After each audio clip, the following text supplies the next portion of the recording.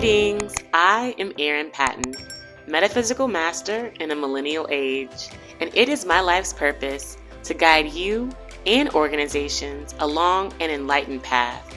So I invite you to sit comfortably and tune in as I welcome you to the Meta Business Millennial, where we get the real conversations you won't get in the boardroom so that we understand this is exactly the path we need to be on in order to grow, evolve, and thrive.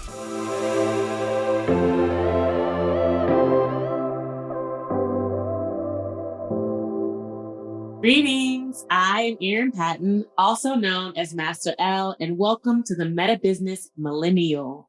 Today, I am joined for this podcast episode by Miss Shavon Swain, who is an energetic alchemist. Okay, y'all?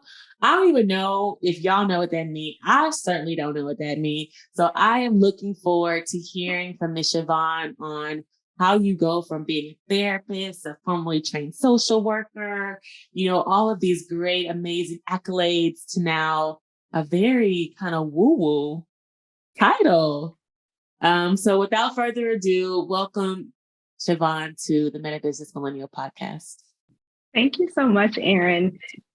Honestly, energetic alchemist feels good. I was thinking before joining that I've had this kind of conflict around titles and bios because most of us, we list where we went to school, where we went to grad school, what type of certifications we get. And I think that in this point of life, that doesn't feel accurate. It doesn't feel, the word that comes up is it doesn't feel expansive enough because a lot of us, like, of course, we know that we're so much more, but then why do we keep using those bios? Right. So I have really been trying to figure out how to write a bio that isn't just a list of accomplishments. And then what comes up for me and for other people I've talked to is if I don't list the accomplishments, then do people really get who I am? Right. That part. Yeah, exactly. Because the accomplishments give us credibility. We paid the money, we went to school. So I want them. And I'm more than that. So what's the balance? All of that to say is that's how I came up with energetic alchemist.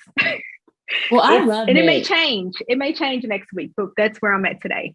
And as it should, because we're constantly evolving beings. And absolutely. I love that we opened with this because I made up meta business. Okay. I made up this word, metaphysics and business. And because I also felt that metaphysics in and of itself is a grand sort of concept, but business very limited. It's almost like, the Aladdin, I'm this grand genie. Yes. Exactly.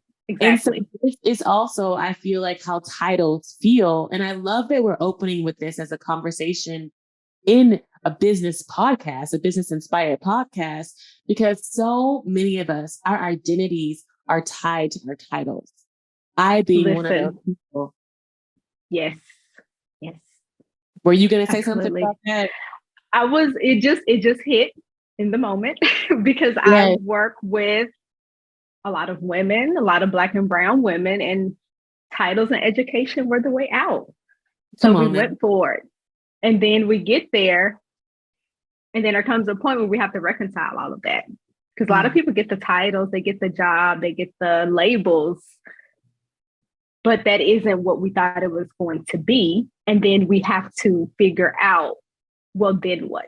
I did what I was supposed to do, but I didn't get what I expected to receive on the other side. And then that can oftentimes trigger that curiosity and those questions for what do I do next?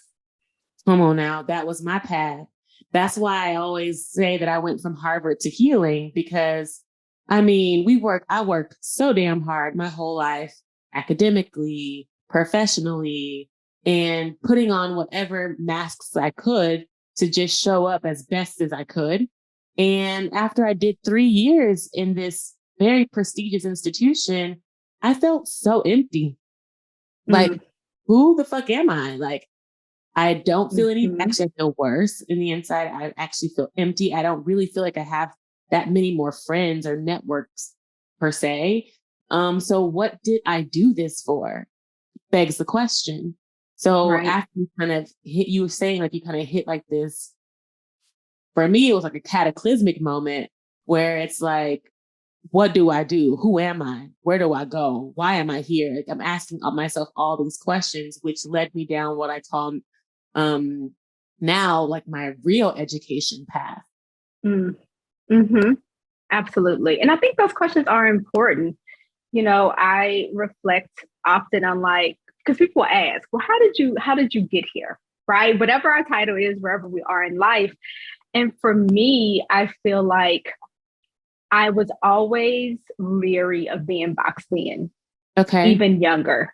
Mm. Right. And you take it, and on the one hand, it can be great when people recognize you for certain things. So I feel like in some ways, when I was younger, I was really smart, and people love really smart little girls who could sit and be quiet and follow the rules and not get out of hand. So then I got noticed for that. I grew up poor. So then there are sometimes opportunities. If you're smart and poor, then you can, go on these special field trips. You kind of get introduced to some different things. But it was always kind of okay, but what does that mean for me? And if I go this path, does that mean I just have to go this way? Mm. And even, you mentioned me being a clinical social worker. I literally chose social work because it gave me the most options. I Mm. felt like I could have done LPC, I could have done licensed marriage and family therapist. They're great. We're going to be using the same DSM. But social work just seemed like it was very clear that as a social worker, I could work in a hospital setting, I can work for the government, I can work in law enforcement, I could work as a therapist, I could work in policy and all of that. And there were job titles that I could Google, because I did Google this, to see where are these job titles for social workers. And then once I saw, okay, that gives me this many options, I'll go with that, because I am so afraid of being boxed into one thing. And I knew that didn't work for me. I didn't know what that meant, but I Mm. knew that whatever I chose for graduate school had to give me the most options in case I changed my mind. Right, right. And you mentioned growing up for you, and I love to talk about people's like childhood in these conversations because oftentimes that's where a lot of our first traumas are experienced, which really Mm-hmm. shape a lot of our lives. And you said you mentioned you grew up poor. Obviously, you're a woman of color. You know, Mm-hmm. are you from Texas? I am from Texas, What Fort part of Worth, Texas? Texas. You from Fort Worth? Okay, cool. Yes. I'm from Houston, so I saw you went to Okay. Texas A&M. So I was like, and I went to Yeah. Houston, so I was like, okay, so Okay. Yep. Yes. yeah, so you're in Mm-hmm. Fort Worth, Texas. I already know that vibe. You know, Yep. like tell Yes. so tell us like how was it like your experience in terms of shaping your identity as a young Mm-hmm. woman in these contexts? Because we realize, and I've come to understand that it wasn't these things that were happening to me per se. I was actually calling forth these experiences for my learning and development. Mm-hmm. And so Absolutely. I really would like to understand how you kind of view your experiences, if they were traumatic or, eye opening or whatnot. Yeah. So I feel like that's such a Pandora's box, right? It is. Because yeah, like you really want to get to it. I grew up so I was born in 82, and growing up in the 80s, 90s, in that period, there was a lot happening. There were, in the area I was in, there was a period where there was a lot of gang activity, and that was a definite thing that people had to be aware of. We're also talking about the crack era for a lot of the Black community, right? So a lot that you just see, a lot that you're aware of. Yeah, I And guess so. We don't even we don't about think about it. And it. it's funny because this came up recently, and this has happened to me several times in life, where I'm listening to music and I'm a hip hop girl. Like I'm just going to be a hip hop girl. And Yeah. someone was like, don't you feel like some of this music about drugs and all this stuff is a lie? I said, I mean, it could be, but I also grew up in that era. So it's not that I'm not aware, right, of how it impacts people, but there is a part of, I think, especially when we think about a lot of the 90s rap and hip hop, that people were talking about what was happening in their lives. And for people who grew up in that, that was one of the first times where we see outside of our community someone who kind of gets it or who can speak to our experiences, right? And so, we think about childhood, and I think about the things have influenced me. Music is huge. Growing up in the neighborhood where I grew up was huge, and just learning how to survive that environment, because I think that our environments play a huge role on us. And so how do I navigate these situations? How do I make it to the store if I see people who look a little suspect? What do I do? Do I cross to the other side of the street? Do I keep going? Do I see somebody in the neighborhood who I know that feels like safety, so I'm good to keep going? Or do I need to turn and take another route? Like all of these processes having to learn in childhood. And then also there's the piece with being the oldest child and being the daughter. And we've seen those memes about if you're the oldest and you're a girl, what has that meant? And it was a lot of having to navigate things, having to figure things out. And even when I was younger, problem solving has always been a benefit to me. I was always very skilled in being able to think through things and being able to find a solution, being able to find a workaround. And I do think that a part of it was from those skills that I had to have when I was younger to figure out, how do I navigate this environment? How do I keep myself safe in this environment? And those skills have been transferable and have assisted me throughout my entire life. Yeah.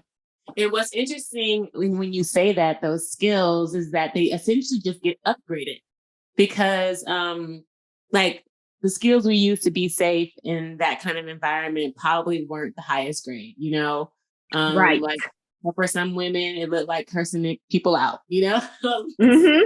cursing people out, like getting in fights or locking people out of the house. I'm just trying to think of all the scenarios that I've witnessed or experienced in my life where people were trying to be safe, but at like the most extreme level.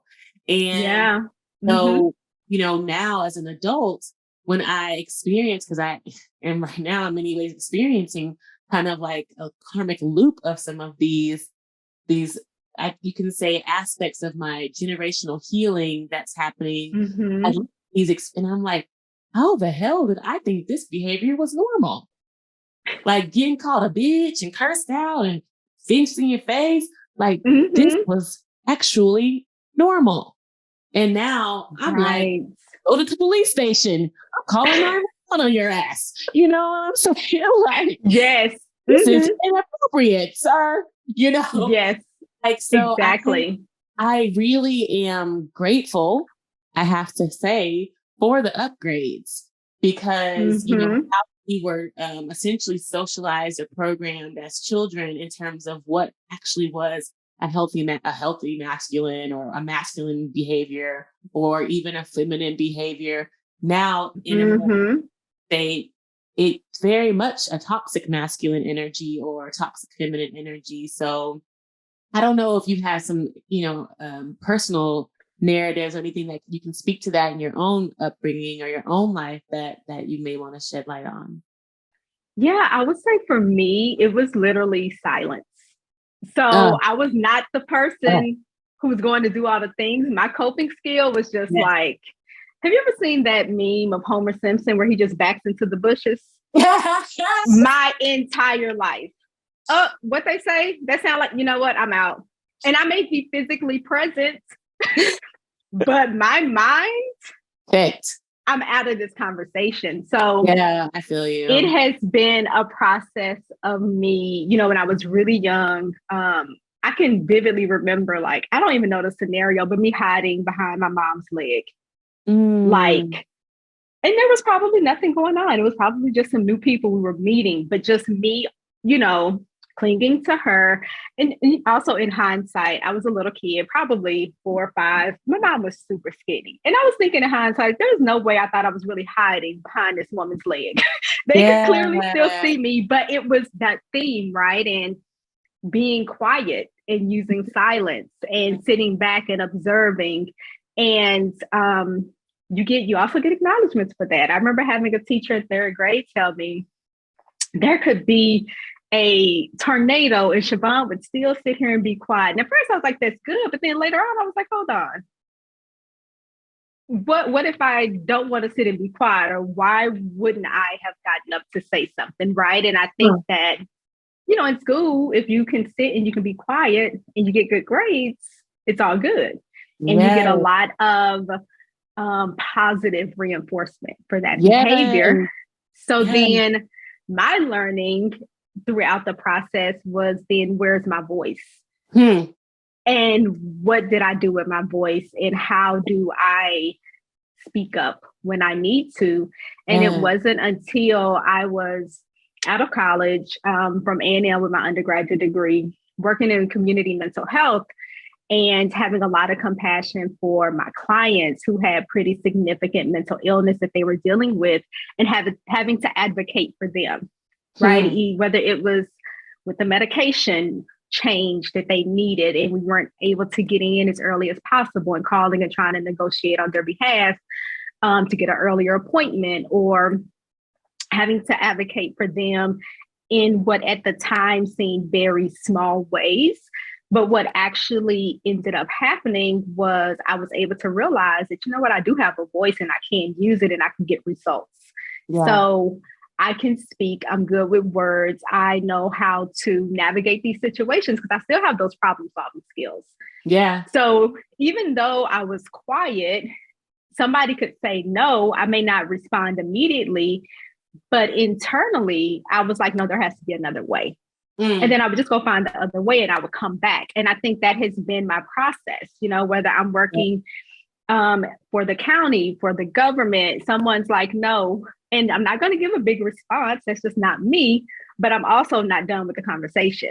Right. And so I think that there was that element of people underestimating me because I'm not going to be the loudest in the room, but I also am not afraid. Right.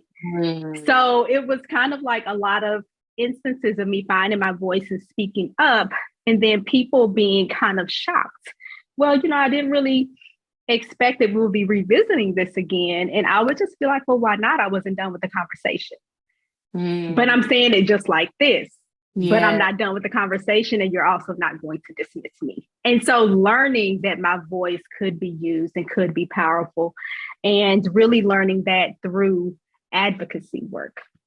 Oh, that's beautiful. That is so beautiful, because oftentimes it's through others where we can learn to find our own voice.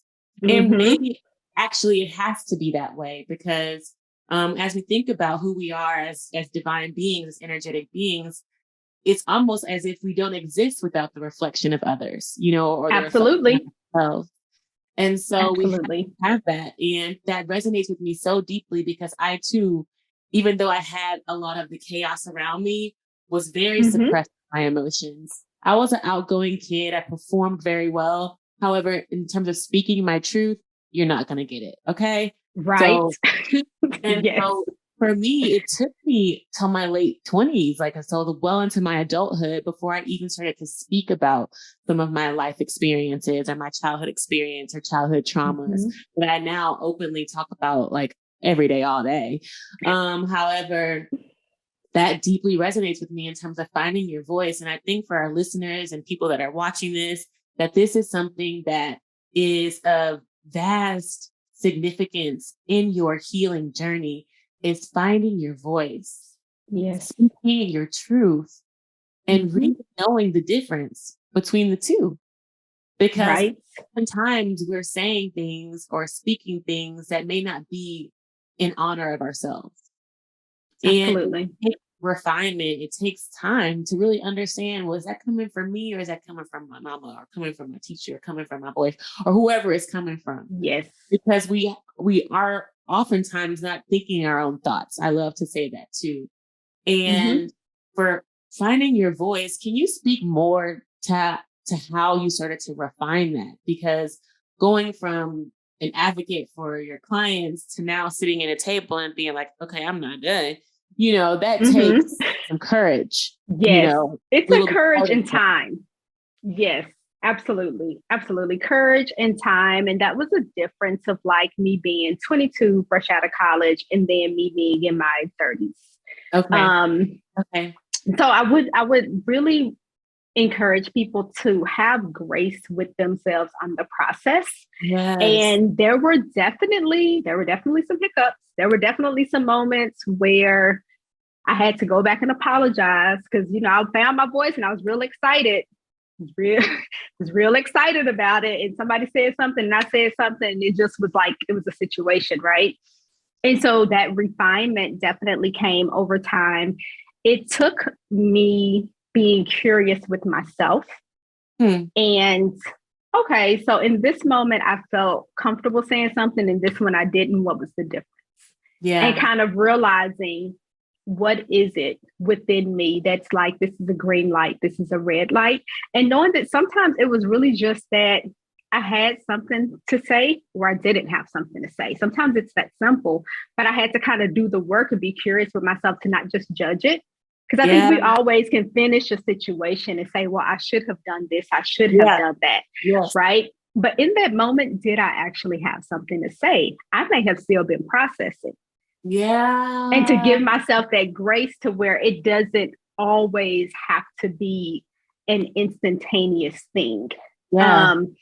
Allowing myself to say something and maybe it went well. Okay, good. We'll take note of that. And maybe I said something that didn't go well. Okay, good. We'll take note of that.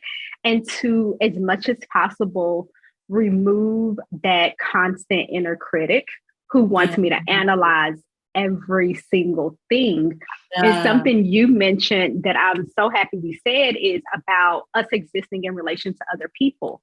Because one thing that I am, regardless of what title I've had, what type of work I've done, whether I'm doing therapy, where I'm talking to somebody about human design, self-awareness is so important.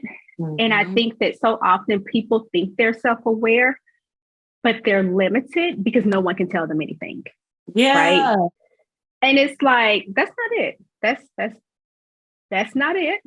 Right. Because you know how you think you show up. But we really learn about how we show up when we are able to receive feedback from others. Yeah. Because I may think I'm one way. I may have worked really hard to show up one way, and someone else can tell me, actually, it came out that way. Now, if I shut them down and just like, no, I know who I am, nobody can tell me anything, I'm going to be limited in my growth. Because yes, it's important that I know how I want to show up and I work to do that. But that feedback, like, we're relational. We do not exist in silos. So we have to be able to allow someone, now not everybody, not everyone, but we have to be able to allow some people to tell us something. Because that information may be the piece we needed to get the full picture of how we are presenting ourselves in the world and to other people. I love that. Because for me, that was like, such a pain point, criticism from others. And I call it that now because that's how it felt. Right. It felt criticism, almost like punishment when people gave me feedback. I literally would cringe at the sound of people giving me feedback. It would make me feel like I really wanted to be perfect that badly, that the thought of me not being so and needing correction or was heart-wrenching or stomach curling for me. Absolutely. And I'm speaking to those who may be in that spot now to find someone who you trust. Maybe it's someone like a Shavon, like a therapist or energetic alchemist, or me or someone else who you trust to share very unbiasedly your circumstances and who can offer you some unbiased feedback. And that's the first place to start. And I feel like for me, that really opened me up to being able to see myself and how I could evolve, how I could improve, so that when I'm going to someone who is not as evolved and they're offering their criticism and or feedback, then it doesn't hurt so bad. And I can actually receive it and choose if I want to make the change or not. Exactly. Yes. Maintain your ability to choose. Absolutely. And I feel like that is the hardest part, because we want to oftentimes please and change to make the other person happy or whatever. Because I'm speaking especially like in your workplace, you know, and this is not always necessary, because we are beings of conscious light and beings with the ability to have free will. And obviously with free will, the ability to choose and rebuttal and challenge. And that's also something for me, as someone who suppressed a lot of my emotions and my thoughts, has been very hard to do. To challenge others, to rebuttal, to not agree, to disagree. And we live in a world, in a society where disagreement is almost forbidden. Like, we only need to be on the same page, or I'm not fucking with you. Like, you get canceled. Ugh. You know what I'm saying? Literally. Like, so you telling me just because I don't think like you, I'm canceled? What? Yes.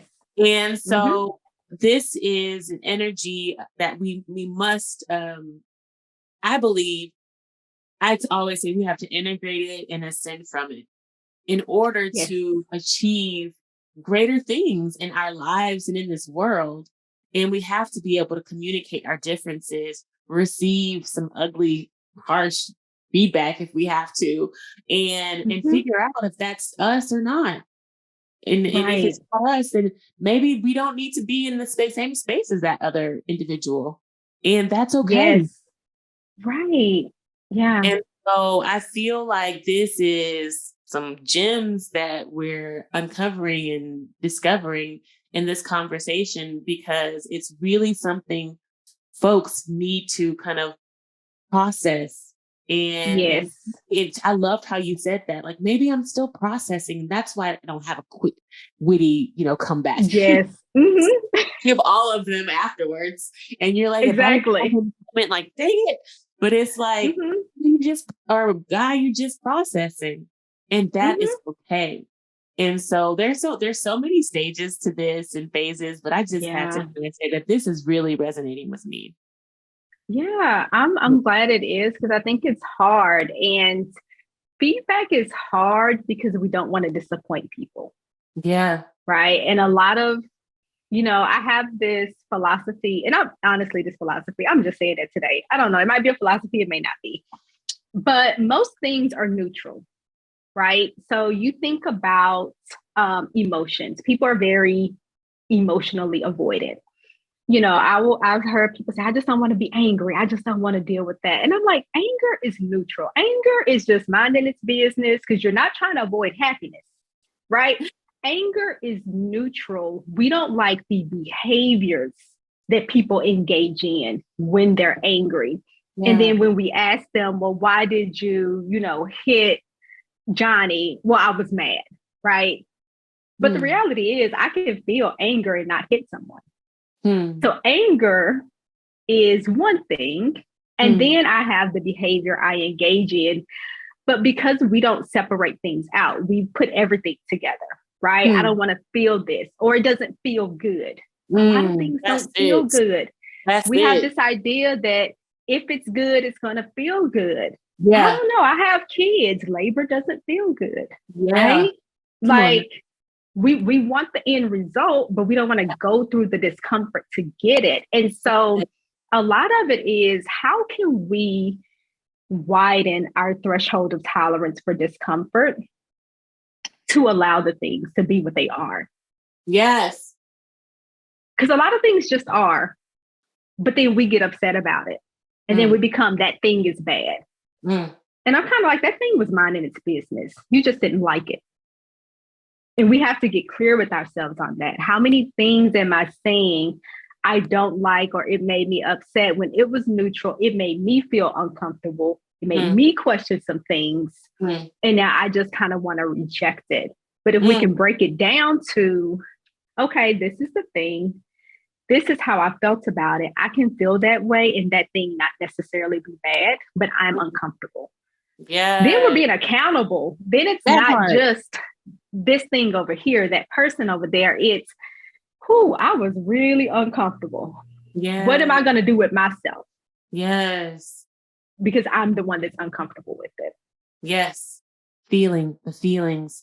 I love how you said widening our threshold for discomfort. Mm-hmm. Widening our threshold for discomfort, period, is the key to integration and ascension. Yeah.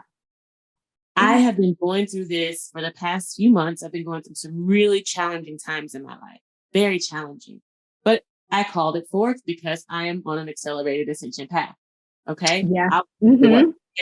So it's going to feel real bad. And this is obviously I'm at a different level and frequency now, but the integration of this discomfort it's like soul shaking. It's like soul shaking. And to your point, that's how labor feels, especially when the baby's coming out. Your body is vibrating as this. It's at its wit's end. It's literally at its wit's end. And that is honestly how it should feel when you're dealing with some of the challenges in our lives in your body. Yeah. Your body as much as possible in a state of calm. Yes. Feeling the feelings as for me, I like to lie in my bathtub. I love to take salt baths. Listen, that's everything. The discomfort in my body at its peak when I literally cannot move. The water's so hot. It's so salty. It's so I'm just my body's ugh, and I can feel every ounce, every, wavelength of comfort. And is the work. And I hope folks are able to follow us on this, because this is actually what it feels like in your body. What it feels like that turns into neck cramps or, twitches in your fingers or cramps in your legs. This is and getting stuck, essentially. It's not able to move through your body. It creates it. Yes. I'm so glad you said that. Two things that come to mind. One, I was talking with a woman who does readings, and we were both going through it in this reading. And she was like, with this journey, once you get started, you in it. And I think that's something. Heal or die. Yes, I need another option. But it's like, once you start the process and you heighten your awareness, you start to pick up on more, right? So there is more discomfort. The other thing is things are in our body. We, for whatever reason, I don't know how many times I've said this in the years of being a therapist. I will ask people about physical symptoms, and then I work with women. So we have an entire reproductive system that impacts us all the time on a monthly basis. And we'll still be surprised, right? We've been dealing with this for months, for 20 years, and once a month we're still surprised. And when I say we, I mean me. I'm still surprised once a month. But it impacts things. And so the thing that this brought up for me is in our body, right? We're going through changes. We're on healing journeys. We have all of things happening, but people don't want to be connected to their bodies. Yeah. If I feel anxious, I used to just sit and be anxious. Then I'm anxious because I'm realizing that I'm anxious. Now I'm just in a spiral and I haven't actually done anything.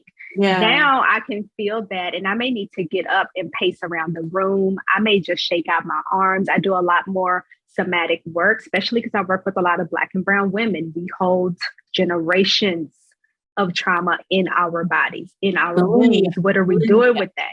Millennia. Yes, right? And so sometimes people are like, well, I've been having headaches for 6 months and I've been taking this medication. I'm like, well, what happened 6 months ago? Right. So often somebody's been dealing with something for 6 months, for 8 months. It's a pain. My hip hurt. My cycle's been off. That's a big one. What happened that time? Oh, I started talking to somebody new. Well, what has that relationship been like? It's been really stressful. What happened 6 months? My grandmother was hospitalized. What happened 8 months ago? I was laid off from my dream job, right? So we have to connect these dots because everything, like you talk about with energy, everything's impacting everything. Mm. Things reside in our body. Grief resides in our body. Yes. Every time there's change, there's grief. And I don't think people understand that. Yes, there's grief if someone dies, but there's also grief if I get a new job and I leave my coworkers who I was really connected with. And now I have to go to the unknown and deal with this unknown situation. So we are at any moment dealing with numerous levels of grief. If we're on our healing journey, we're trying to learn new ways to exist. That's hard because that's change. That's not easy. It's not easy to go from popping off to sitting quiet. Yeah. You know how intense that is in your body? Because what happens if you restrict yourself? You clench. Your entire body clenches up. Mm-hmm. In car accidents, so many people have injuries because they brace themselves for the impact. And therefore, the impact is more intense because your body wasn't relaxed. Mm. So we're clenching all the time. How many times you realize your shoulders are at your ears? Mm. Right? You're bracing yourself. You're trying to withstand these things. Our bodies are, in a lot of ways, when we're on these paths, our body's taking the blows. Ooh. What are we doing to release that energy? Ooh. We can't hold it all in. Yeah. I love this conversation because I've been practicing Tai Chi now for about 2 years. Mm. And this is actually what heightened my awareness around my body and the numbness of my body, especially my organs. And so about these things and how the body takes the blows. And I think there's even a book called The Body Keeps the Score. I've never read it, but I can only imagine how it goes into very great detail around that which we're discussing in this moment. In terms of how our stress, our life stresses, our emotional stresses, our psychological stresses, our generational stresses, our DNA, our galactic stresses, because we go way back. Our seeds are still vibrating very actively in our frequency, and we do not know how to tend to it, or we have chosen not to tend to it. And there is a better explanation. We've chosen not to tend to that vibration because we choose to be distracted instead. Yes. And so on this journey, when you speak about the healing, you can't go back, is because of what you're experiencing, of what you're feeling, and also what we've been taught. You know, it's almost like we make that pledge to ourselves that I'm never going to ignore my voice again. I'm never going to ignore my body again. And then so when it starts to get louder, you've already made the pledge, so you have to listen. Exactly. Yes. Listen. And I love to talk about this with my clients about how our pain is speaking to us. It actually has a very vivid story to tell you. Absolutely. Yeah. And I've been going back into past lives through my pain and being able to see, experience, and feel and understand why I feel this way. Like, damn, wow. And I know looking at me like, oh, Erin's getting really off her rocker now. And that's okay. I understand. However, this is what it is and what the experience has done for me. And so awakening. And it's so refreshing to know that I can be all of these things in this still now moment. Yes, absolutely. Absolutely. Still now moment. This pain that I feel, this anxiety that I have, the traumas that I went through, it's all still part of me. And I own it. And before in our Tai Chi training, we would like say it like, this is not me, it's mine. But however, once I've integrated it, once I've embodied it, it feels different. It feels different.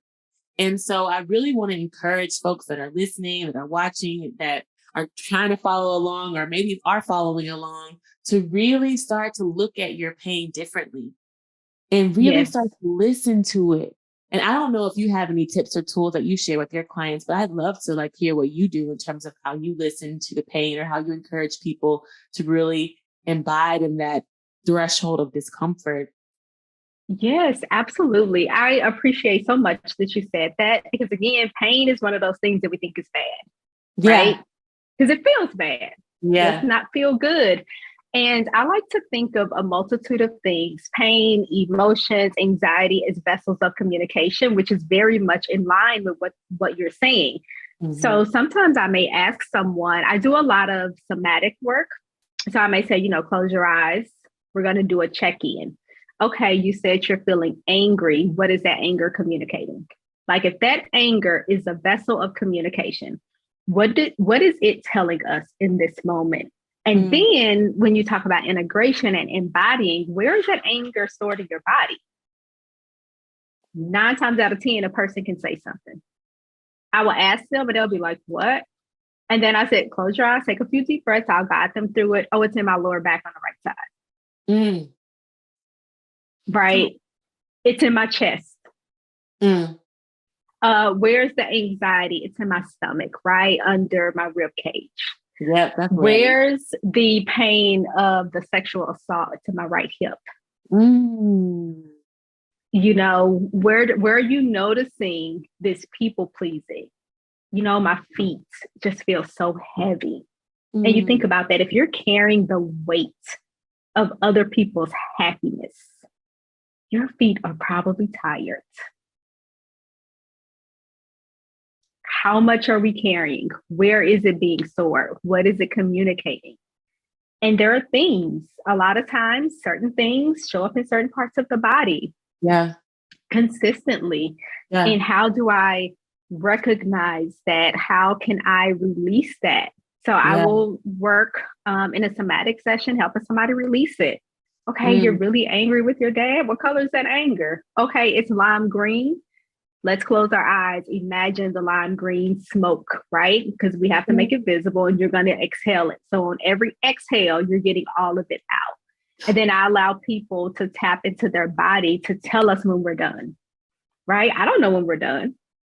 Your body has to tell us if we're done. Yeah. And then we go through that. And the number of times where people will say, gosh, I feel so much lighter. You know what? That tingling in my leg, it subsided a little bit. And then we kind of practice these things. And how do you free yourself? Going to the body as the guide. Conversations change from I was at work and I was upset to I was upset and I noticed my heart racing. So I had to get up and take a walk and come back to my desk. Because now you have something to do. Yeah. Right? Now you have something to release. Yes. Now you have a way to intervene on your own behalf. To engage with your body, to recognize it, to kind of integrate what you're learning. Okay, my heart's racing. Movement helps me relax. How can I get to movement? I love that you do this with your clients. Tell us, where are you based, and tell us more about your services, because I know we're kind of getting close to time. And this is really beautiful because we really don't often hear this coming from therapy, honestly. I know someone. I feel like this is revolutionary. Most people have to make a transition into, and I guess that's what you're doing, into something more expansive, because you aren't going to be able to pay a therapist to guide you through this. Yeah. So, right. Absolutely. Which is kind of, where I started with what's the title?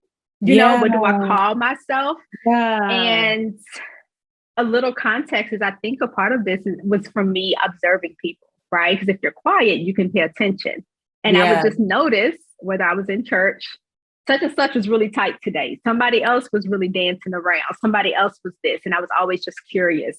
And then working with clients in different areas, I'm talking to somebody and they're sharing that they were just brutally attacked, they're really clenched, right? If I talk to them about their kids, their body relaxed. And so me just kind of observing and allowing myself to be a student and then to incorporate that. So my therapy sessions do look different because, again, with the populations I work with, just talking things out isn't necessarily the best because I have a lot of very highly intelligent, intellectual ladies. I need you to get out of your head because you've been there, but that hasn't resolved anything. So how do we get it to your body? And so that's kind of where I go. I recently moved back to Fort Worth, Texas. I lived in Minnesota for about 12 years. I am licensed as a clinical social worker in both Texas and Minnesota.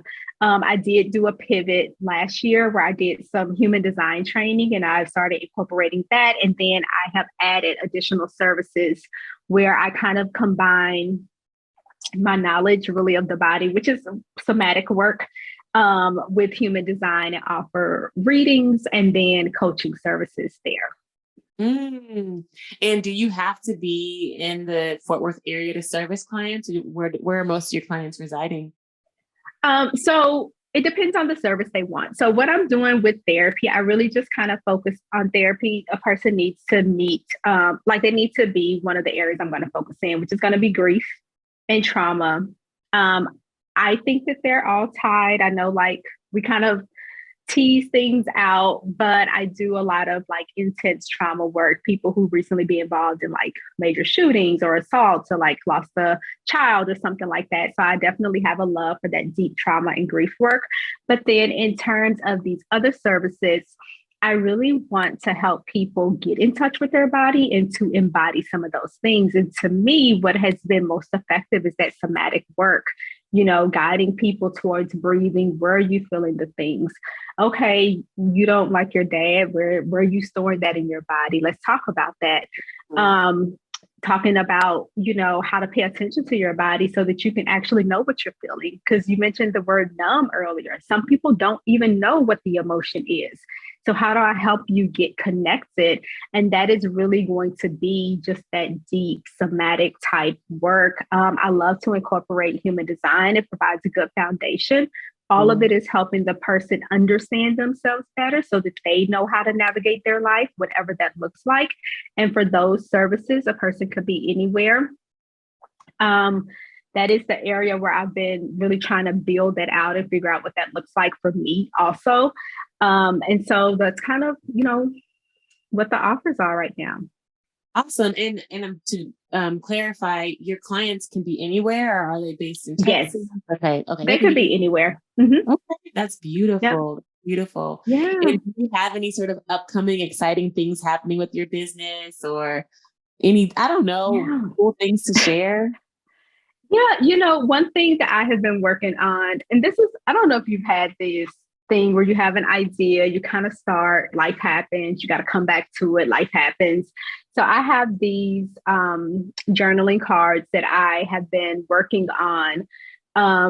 We spoke about feedback, and a lot of feedback that I have received from my clients over and over and over for years has been, you ask really good questions. And so I started to keep a log of questions. And I was like, wow, if somebody is in that point of really questioning themselves and being really curious with themselves, what are some questions that will be helpful? So those are currently in the process of being developed. I literally just have to get a piece of artwork to the manufacturer, and then those will be in production. So that is what is coming up next, in addition to the new services that I kind of launched this year. Oh, that's amazing. That's amazing. So you're going to have some journal prompt cards that really encourage people to start asking more and being more curious about themselves. Yes, absolutely. I love that. I love it. And I don't know if you have any closing words, but I definitely want to extend my gratitude to you for this time and space that we shared. This was a beautiful conversation.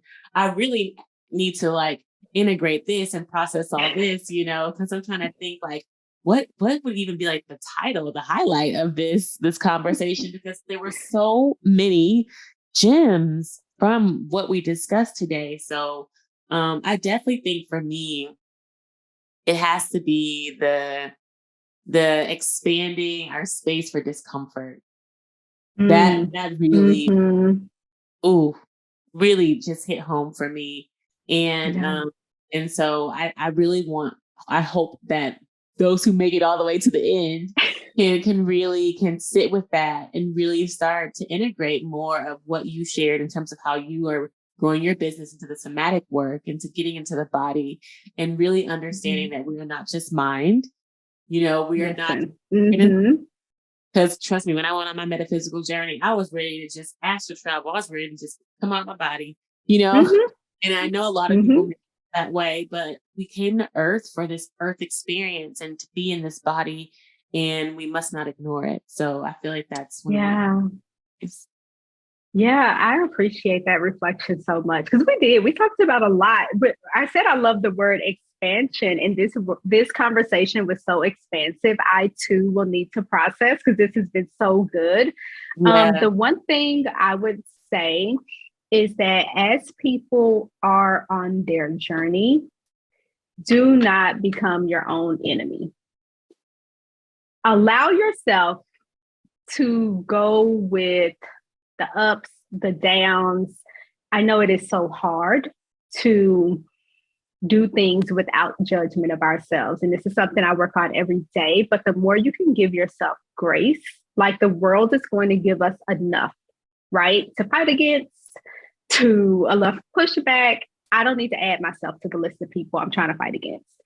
So I would just encourage people to offer themselves as much grace as possible. And connect with people who are like-minded. It may be hard, but it doesn't have to be someone you know. This podcast is great, right? Do an inventory of who you're following on social media. Are you following people who are in alignment with what you're trying to move towards? Figure out how to build your own community of support, because this, like we said, once we're in it, some days we're fighting for our lives. Some days we're fighting for our lives. Just every day. Yeah. It's rough. Find your support, find your people, and give yourself grace. Yes, I love that so much. And before we go, can you just share how we can stay in touch with you, how we can follow you on social media, and if people want to engage your services, how best to do that? Yeah, so you can find me. Now, I'm going to give a disclaimer. I am not the best at social media. I just told y'all I spent a lot of my life being quiet and hiding. My work in this part of my journey is to come out of the shadows, which is why I'm on this podcast and why I'm trying to be a little bit more vocal about the work that I do. So you can follow me on social media. On Instagram, it's at Sincerely Shavon, and it's the word sincerely. My name is SHA, V as in Victor, ON. And then the website is also the same, sincerely-Shavon. To see the services and see what it's all about. Amazing. Well, sincerely, thank you, Shavon. Yeah, thank you. For your mind, for your soul, your connection, your tapping in this day. And for all of you listeners, you can follow me at I am Erin Patton on Instagram, Facebook, and LinkedIn. Also, the website, themetabusiness.world, is where you can find all of our resources. And of course, you can follow the Meta Business Millennial podcast on Instagram and Facebook, and also on YouTube, where you can catch us live on video in person. You can see our fabulous faces. And with that, I am just so joyous that we had this time together. Thank you for listening. Thank you for watching. Thank you for sharing. And with that, much love to you all. Peace. Did you really love this episode of the Meta Business Millennial podcast? Well, I am honored, and I appreciate you subscribing, leaving a review, and sharing it with your friends, because your feedback allows us to co-create more enlightened conversations. And if you're interested in growing your soul now, head over to my website, erinpatton.com, to find all the show notes, links, and free resources to get your energy activated today. In the meantime, stay bright, my friends. Much love and light. Peace.